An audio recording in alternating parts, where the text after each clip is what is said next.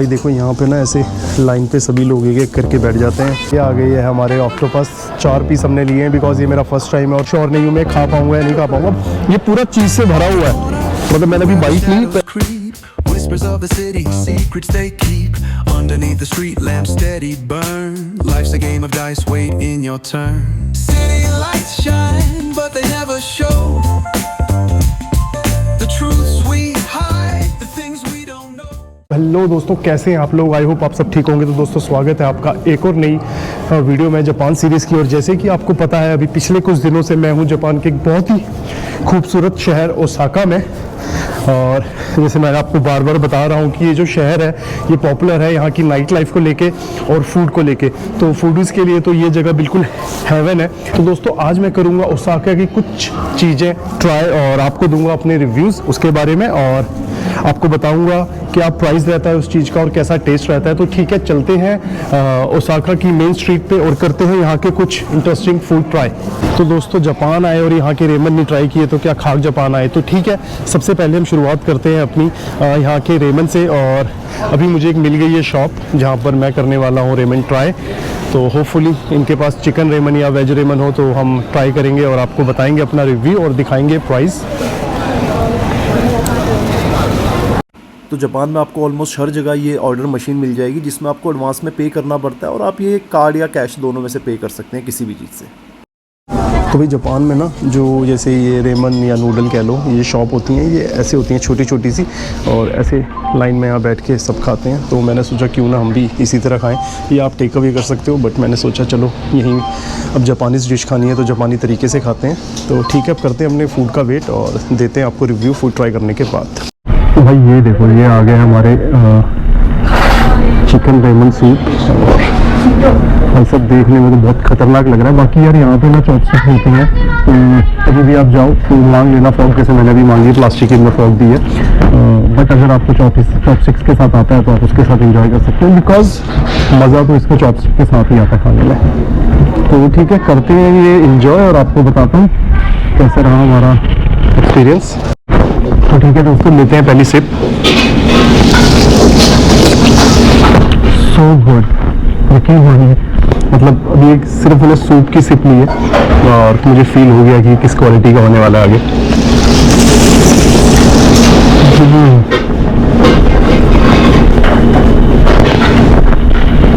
Guys मान गया, मतलब जापान के जो रेमन है, आई डोंट थिंक कोई भी नूडल कंपनी या रेमन कंपनी इसको फ्लॉप कर सकती है। तो दोस्तों इसके लिए जो मैंने पे किया है वो किया 950 येन, क्योंकि ये थोड़ा रेस्टोरेंट थोड़ा फैंसी सा था। बाकी छोटे रेस्टोरेंट्स भी हैं वहाँ पर, ये 700-800 का मिल जाएगा आपको। बट अगर आप नॉनवेज लवर हैं तो भाई मत मिस करना। और मेरे को जो यहाँ का शेफ है उसने बताया था कि जो इनकी जो स्पेशलिटी होती है उसमें ये पॉक भी देते हैं, बट मैं पॉक नहीं खाता, जिस वजह से मैंने चिकन वाला किया। बट अगर आप पॉक के साथ ओके हैं तो मैं तो आपको ये कहूँगा कि आप पॉक वाला ट्राई कीजिएगा। तो ठीक है दोस्तों, मैं इसे करता हूँ एंजॉय और मिलता हूँ आपसे इसे ख़त्म करने के बाद। तो भाई चिकन रेमन खा के तो हम हो गए फ्री। भाई जो एक्सपीरियंस था एक नंबर, भाई ज़रूर ट्राई करना है यहाँ के। मतलब अगर आपने इंडिया में शौकीन हो नूडल्स के, सूप के, तो आप भूल जाओगे और आपको एक्चुअल टेस्ट पता चलेगा कि इन चीज़ों का एक्चुअल में टेस्ट होता क्या है। और भाई यहाँ की जो सर्विसेज है ना बहुत बढ़िया है। मतलब जब मेरा जो खाना ख़त्म हुआ उसके बाद जो वेट्रेस थी वो मेरे साथ खड़ी हो गई और वो मुझे गेट तक मतलब छोड़ने आई। गेट उसने मेरे लिए ओपन किया और उसके बाद आरिगातो करती रही। इट मीन्स कि थैंक यू। तो मतलब मैं खुद अमेज हो गया देख के कि भाई बंदों की सर्विस किस लेवल पे है। मतलब और ये अभी कोई बहुत बड़ा रेस्टोरेंट नहीं था, इवन जो छोटे आपको शॉप्स टाइम दिखेगी वो लोग भी जब आप वहाँ की सर्विस लेके उठते हैं ना तो भाई बंदे अंदर से आवाज़ें मारते हैं। शेफ तक है वो भी आवाज़ें मारता है अंदर से, आरिगातो। तो ठीक है गाइस, अभी नूडल के बाद चलते हैं अपनी किसी और लोकेशन पे और करते हैं कुछ और ट्राई और आपको दिखाते हैं। कई दिनों से जब मैं यहाँ से स्ट्रीट से निकल रहा था ना तो यहाँ पे इस वाली शॉप पे बहुत लंबी लाइन थी। मतलब अभी और ये खाली है। और यहाँ का जो फेमस है वो है ये 10 येन बन, जो कि है 500 येन का। तो मैंने सोचा क्यों ना ये भी ट्राई किया जाए, बिकॉज 2 दिन से मैं सोच रहा हूँ कि ट्राई करता हूँ। बट यहाँ भीड़ बहुत ज़्यादा होती है जिस वजह से मैंने ट्राई नहीं किया। बट अभी लकीली मैं अकेला ही हूँ यहाँ पे, तो करते हैं ट्राई। और यहाँ पर भी आपको ऑर्डर अपने आप ही देना है मशीन में। तो ठीक है, अपना 10 येन बन लेके आपको दिखाते हैं और अपना एक्सपीरियंस बताते हैं। तो ये है भाई टेनियन बन, और इसमें जो यहाँ के टेनियन है उनका लोगो बना हुआ है। और ये मतलब मैं थैंक यू।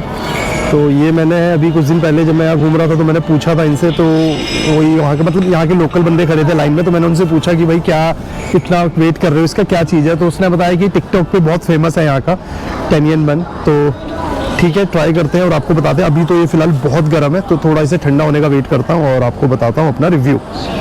तो भाई अब हमारा टेनियन बन थोड़ा ठंडा हो गया, तो किए करते हैं इसे ट्राई और आपको बताते हैं अपना रिव्यू।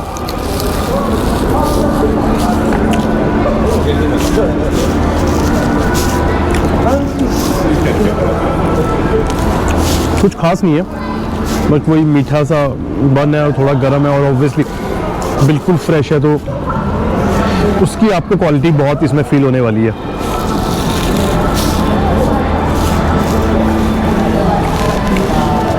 ठीक है दोस्तों, कुछ इसमें ऐसा खास नहीं है कि मैं आपको बोलूँ कि बहुत कोई खास आइटम है, बट अगर आपको मीठा कुछ खाना है और मतलब गर्म में मीठा खाना है, क्योंकि यहाँ पर वेदर बहुत ठंडा रहता है, तो आप ट्राई कर सकते हो। बाकी मेरी तरफ से ओके है, बट 500 येन का आया तो प्राइस कुछ ज़्यादा भी नहीं है एज़ कम्पेयर टू जो जापान की आइटम्स है। तो ठीक है, करते हैं फिनिश और उसके बाद चलते हैं अपनी नेक्स्ट आइटम पे। अरे भाई असली चीज़ तो भाई है, ये पूरा चीज़ से भरा हुआ है। मतलब मैंने अभी बाइट ली, पहले की बाइट्स में तो चीज़ नहीं थी, बट बीच में चीज़ भरी हुई है, देखो।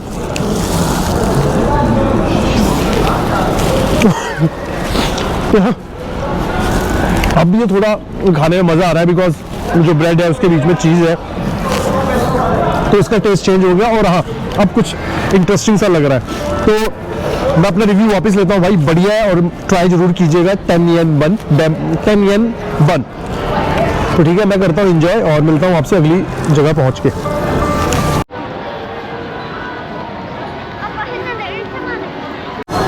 तो गाइस टेनियन बन खाने के बाद अब हम आ गए हैं यहाँ के क्रंची चीज़ डम्पलिंग खाने, और यहाँ पे ये बहुत पॉपुलर है डम्पलिंग। मतलब यहाँ पर आपको हर नुक्कड़ चौराहे पे ये डम्पलिंग शॉप्स मिल जाएंगी, तो मैंने कहा क्यों ना यहाँ के भी ट्राई की जाए। तो 400 येन यहाँ का रेट है जो डम्पलिंग्स है, और मेरे ख्याल से 5 पीस ये देंगे और कुछ ऐसे दिखेंगे। अभी आर्टिफिशियल है, तो चलिए वो मैडम जब तक रेडी कर रही है तो हम बिलिंग करते हैं और फिर आपको खा के बताते हैं कैसा रहा हमारा एक्सपीरियंस जापानीज़ मोमो का।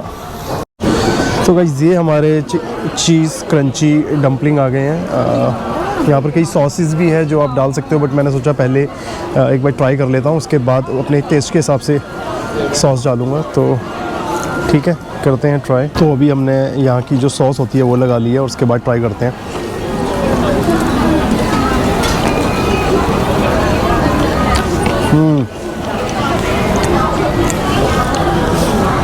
So good.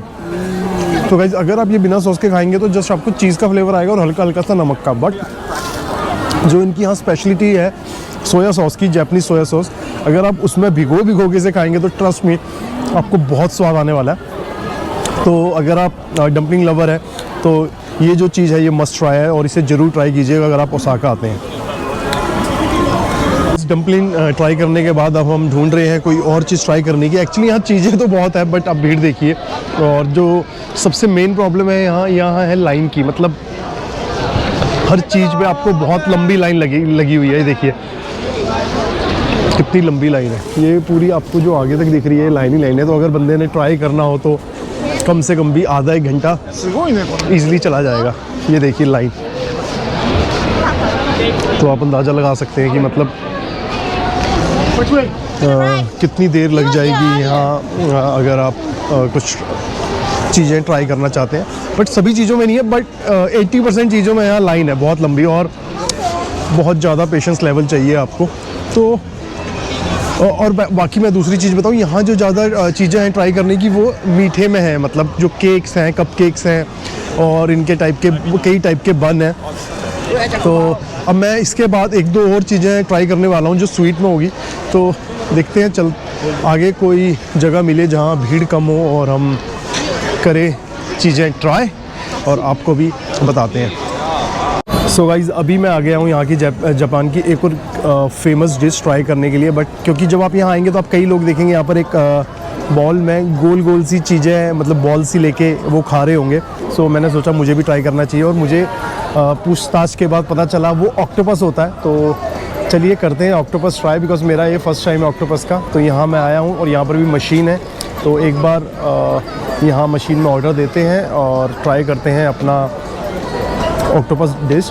मुझे इस डिश का नाम नहीं पता, बाकी मैं इनसे शेफ़ से पूछ के आपको डिश का नाम भी बताता हूँ एक बार ऑर्डर करने के बाद। और देखिए यहाँ पर कई फेमस लोग ट्राई कर चुके हैं ये ऑक्टोपस। तो ठीक है, करते हैं ऑर्डर और ट्राई करते हैं। सो गाइज़, ये आ गई है हमारे ऑक्टोपस। 4 पीस हमने लिए हैं, बिकॉज़ ये मेरा फर्स्ट टाइम है और सबसे मिनिमम 4 पीस का ये ऑर्डर ले रहे थे। तो मैंने कहा ज़्यादा नहीं लेने चाहिए, बिकॉज़ मैं श्योर नहीं हूँ मैं खा पाऊँगा या नहीं खा पाऊँगा। बाकी मैंने शेफ़ से इसका नाम पूछने की कोशिश की, बट उनको इंग्लिश नहीं आती थी, तो वो समझ नहीं पाए मैं क्या कह रहा हूँ। बट एनीवेज़ आप ये समझ जाना, ये जब भी आप ओसाका या जापान में देखेंगे कई लोगों के हाथ में होगा ये ऐसा सा बॉल, और इसके अंदर ये गोल गोल सी, मतलब आपको देखने को लगेगा मीट बॉल्स हैं, बट ये मीट बॉल्स नहीं है, ये ऑक्टोपस होता है। तो ठीक है, कहीं आराम से बैठते हैं और आपको खा के इसका एक्सपीरियंस बताते हैं। ठीक है गाइज़, ये रहे हमारे ऑक्टोपस और करते हैं ट्राई। ये मेरा फर्स्ट टाइम है, पता नहीं कैसे टेस्ट होता है। ओह माय गॉड, अरे भाई फंस गया ये।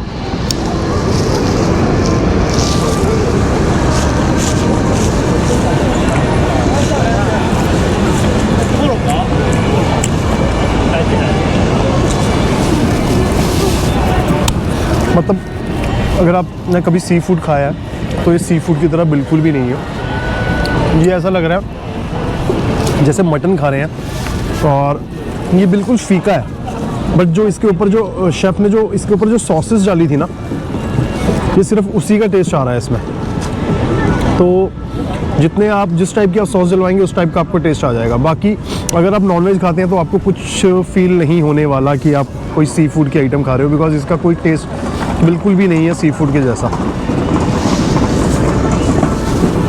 तो दोस्तों ये देखो, ये वो शॉप है जहाँ हमने रेमन खाए थे, और अब देखो कितनी लंबी लाइन है यहाँ। तो उस टाइम मैं बिल्कुल ठीक रह गया जो मैंने उसी टाइम ट्राई कर लिया, बिकॉज पहले मैं सोच रहा था डिनर में ट्राई करूँगा, बट मतलब ऑर्डर और सिटिंग दोनों की लाइन अलग अलग है। तो आप एटलीस्ट 1 से 1.5 घंटे का अंदाज़ा लगा लीजिए इस टाइम वेटिंग चल रही होगी। तो चलिए अब चलते हैं, कुछ और ट्राई करते हैं घूमते हुए। तो गाइज़, ओसाका की गलियों और जापान की कई जगहों पे आपको ये दिखेंगे गुलाब जामुन जैसे, बट ये गुलाब जामुन नहीं है, ये राइस डम्पलिंग है। और मैंने सोचा कि क्यों ना ये ट्राई किया जाए, बिकॉज़ ऑक्टोपस खाने के बाद मुंह का टेस्ट थोड़ा चेंज हो गया है। तो मैंने कहा चलो इसे वापस नॉर्मल टेस्ट पे लाया जाए। आई होप ये नॉर्मल टेस्ट हो इसका, बिकॉज़ ये राइस डम्पलिंग है तो इसमें ज़्यादा दिक्कत नहीं आनी चाहिए। तो ठीक है, कहीं खड़े होकर करते हैं ट्राई और बताते हैं आपको हमारा एक्सपीरियंस राइस डम्पलिंग का। तो गाइज़, ये रहे हमारे राइस डम्पलिंग, और जो इनका प्राइस है वो है 500 येन का। तो नॉर्मली यहाँ जो चीज़ें मिल रही है ना, सभी 500, 400, 600 येन के बीच की प्राइसिंग है हर चीज़ की। तो जो स्ट्रीट फूड है इनका, उसकी प्राइस जो लिमिट है वो 400 से 600 येन के बीच की है। तो चलिए करते हैं इसे ट्राई और आपको बताते हैं कैसा रहा हमारा एक्सपीरियंस। तो वैसे तो ये मीठे होने वाले हैं, बिकॉज ये सोया सॉस जो इन्होंने ऊपर डाली है इसमें लिखा हुआ था स्वीट सोया सॉस।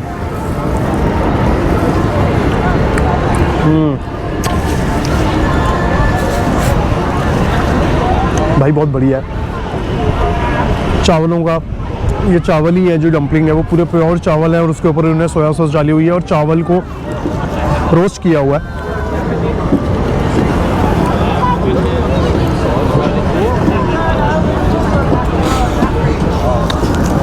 तो एज ए स्वीट अगर आप खाना चाहते हैं तो बहुत बढ़िया चीज़ है। बाकी थोड़ा चिपकेगा आपके मुंह के अंदर, बट चलिए एकदम मेल्ट हो जा रहा है आपके मुंह के अंदर जाके। तो दोस्तों, राइस डम्पलिंग के बाद अब हम लग गए हैं लाइन में। ये मेरी जापान की ऑफिशियली पहली लाइन है किसी फूड कार्ट पे। तो यहाँ जो मैं भी लाइन पे लगा हूँ इसके लिए लगा हूँ मेलन ब्रेड के लिए। तो ये जो मेलन ब्रेड है यहाँ पे बहुत पॉपुलर है, और ये आई गेस ताइवान के जो शेफ़ है और रेस्टोरेंट है वो यहाँ सेल करते हैं। और यहाँ पे आप जब भी आओगे यहाँ आपको इस टाइप की वेटिंग लाइन मिलेगी। सो अभी मैं यहाँ से गुजर रहा था और लाइन बहुत कम थी, तो मैंने कहा चलो ब्लॉग भी बना रहा हूँ तो रुका जाए यहाँ पे, और मेरे ख्याल 10-15 मिनट लगेंगे। तो मैंने कहा मेलन ब्रेड भी ट्राई कर ही लेते हैं जब सब कुछ ट्राई कर रहे हैं। तो ठीक है दोस्तों, 10-15 मिनट वेट करते हैं और मेलन ब्रेड अपना ऑर्डर देते हैं, और ऑर्डर देके आपको मैं बाकी सारी चीज़ें बताता हूँ। सो गाइस फाइनली हमारा नंबर आ गया, 1 मेलन ब्रेड।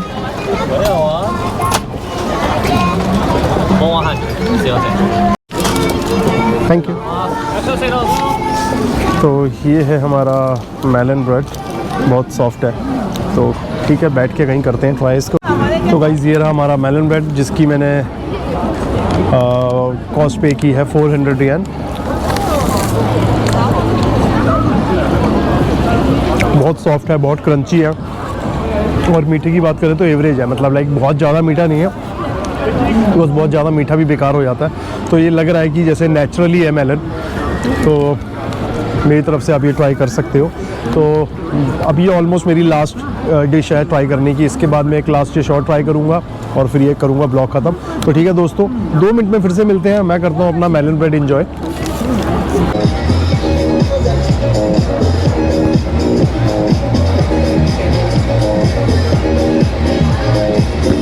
दोस्तों बहुत कुछ खा लिया, और अब खाए पिए को सेट करने के लिए मीठा तो ज़रूरी है, जो कि हमारी लास्ट डिश होने वाली है। तो अब मैं ट्राई करूँगा यहाँ की माचा आइसक्रीम। और दोस्तों यहाँ मैं आपको एक चीज़ बता दूँ, जब भी आप आएंगे तो आपको खुद आप नोट करेंगे कि यहाँ जो माचा फ्लेवर की चीज़ें हैं वो बहुत मिलेगी, चाहे आइसक्रीम हो, कॉफ़ी हो, और बन हो, ब्रेड हो, और भी कई आइटम्स हैं जिसमें इन्होंने माचा फ्लेवर ऐड किया होता है। तो इससे पता चलता है कि ये जापानीज़ लोग हैं जो माचा फ्लेवर बहुत पसंद करते हैं। तो ठीक है, अब हम भी इस ब्लॉग की एंडिंग करेंगे माचा आइसक्रीम के साथ। तो ठीक है, चलते हैं माचा आइसक्रीम पार्लर पे और लेते हैं यहाँ की माचा आइसक्रीम। आ गई है हमारी माचा आइसक्रीम, ये देखिए।